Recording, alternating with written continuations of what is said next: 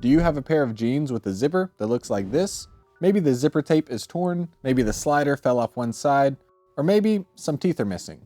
Here's 3 quick fixes and how to know when your zipper is too far gone. You may need wire cutters, needle nose pliers, or zipper stop pliers, which are designed specifically to work with zippers. If the tape is torn, this is only fixable if the damage is near the top or bottom of the fly. That's because the fix requires shortening the zipper. If the damage is right in the middle, shortening it that much would keep it from working properly. Start by trimming or melting the damaged section to create a clean entry point. Make sure the zipper pull is standing up in the unlocked position, then carefully feed the slider back into the teeth. Once the slider is installed, check that both sides are evenly aligned.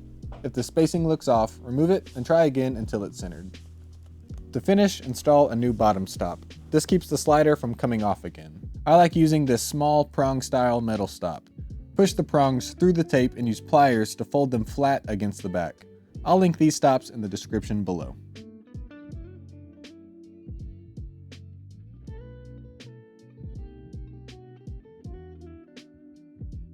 If you don't have a metal stop, you can sew a tight whip stitch across the bottom as a temporary fix, but keep in mind that won't be as durable. Now, the zipper works again. It's slightly shorter, but that section is hidden behind the fly. If your zipper has disconnected on one side, the fix is essentially the same as what I just did.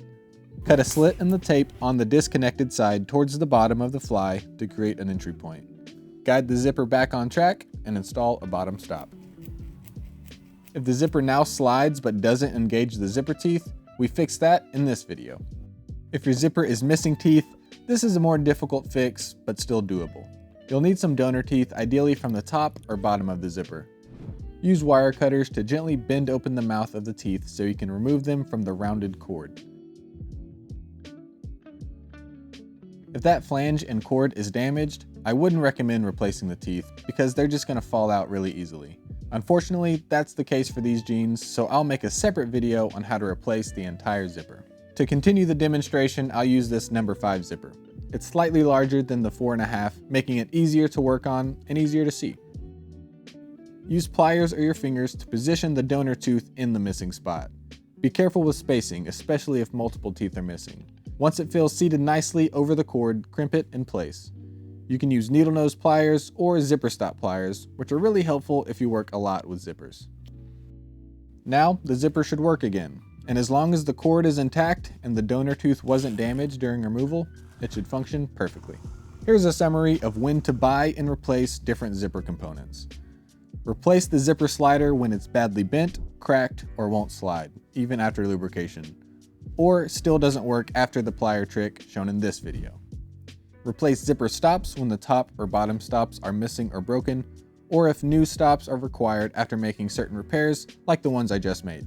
Replace the entire zipper when multiple teeth are missing and the cord or flange is damaged, or if multiple issues are happening all at once. For more details on selecting zipper components, watch this video. If the problems I fixed in today's video aren't what you're experiencing, don't worry, click on the playlist in the description that has all of our tips and tricks related to zippers. If you need to replace the whole thing, click on this video because I'll do it in that video. Thanks for watching. Subscribe if this was helpful. See you in the next video.